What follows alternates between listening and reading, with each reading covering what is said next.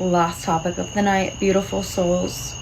This one's gonna seem rather ironic, considering you're probably watching me through a screen that I'm talking about and recording on and looking at. But hear me out.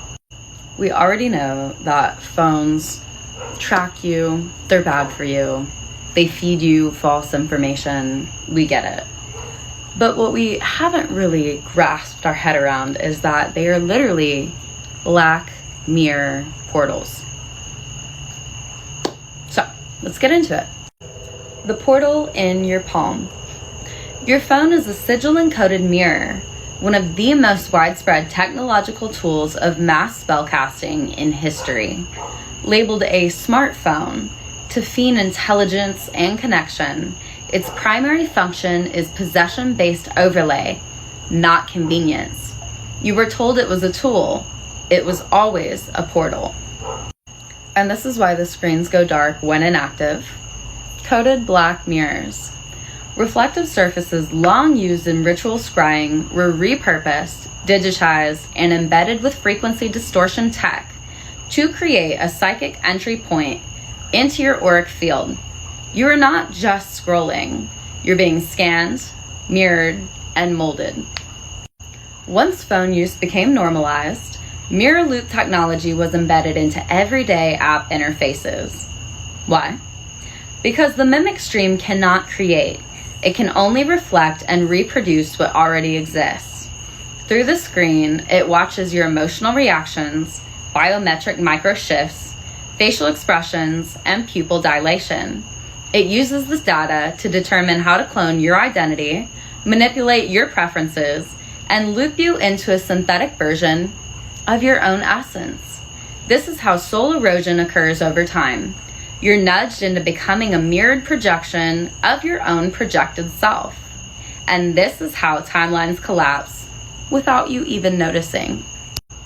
Each time your face unlocks your device, you are unconsciously giving it ritual consent to map your bone structure, measure your emotions, and update its tether to your auric field. What feels like convenience is actually frequency permission. This is why your phone feels heavier during awakenings, why it glitches during intuitive bursts, why some of you instinctively turn it over during prayer. Your body knows what your mind was trained to ignore. The portal is open. And the endless mind-numbing scrolls that so many of us do or have fallen victim to mimic the hypnotic flicker frequency used in early television and military experimentation. TikTok perfected it. You enter a theta-like trance, wide open to suggestion, energetic imprinting, and belief implantation. You think you're choosing your content. You're being shown what they want your field to match. Even your self-expression becomes part of your tracking profile. This is why scrolling rarely leaves you energized. It leaves you depleted, not just from attention fragmentation, but from energetic leakage. And as always, your body's going to notice before your mind. People with intact spiritual signaling often experience random disgust or dread after using the phone for too long, the urge to throw or delete social apps during moments of clarity, physical nausea, eye pressure, or migraines from screen use, sudden insecurity or emotional shifts after viewing certain posts, feeling watched while filmed or recording. These are not overreactions. They're psychological reactions to signal interference and mirror distortion. The phone isn't the cause of all distortion, but it is the primary amplifier of dormant mimic threads. And the most dangerous thing you can do with your phone is speak spiritual truth into it. Not because it's inherently unsafe, because the system registers it.